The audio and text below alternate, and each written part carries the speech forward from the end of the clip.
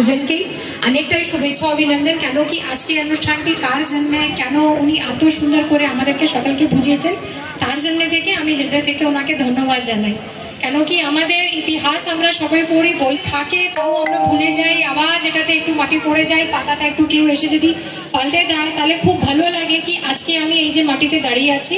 আমি যে জায়গাতে আছি সেই জায়গাতে একটা সময় গুণীজন আমরা আজকে যেনাকে নিয়ে আজকে অনুষ্ঠানটি সবকিছু রয়েছে, আচার্য সতীশচন্দ্র মুখোপাধ্যায়, তাদেরকে নিয়ে আমরা আজকে এই যে এইখানে এই যে মাটিতে দাঁড়িয়ে আছি, তার ওই মাটিকে দমন, কেন কি আমরা ওই মাটিতে আসার আজকে সৌভাগ্যটা পেয়েছি। তো আপনারা যারা এইখানকার বাসিন্দা, নিশ্চয়ই আমি ঠাকুরের কাছে এটাই প্রার্থনা করব কি এই যেরকম এই মানুষগুলোজন যাদেরকে নিয়ে আজকে আমরা অনুষ্ঠানটা নিয়ে গর্বিত আমরা এসছি, এইখানকার যতই হোক, ছোট হোক বড় হোক, তাদের মাঝে ওই যে গুণটা আছে,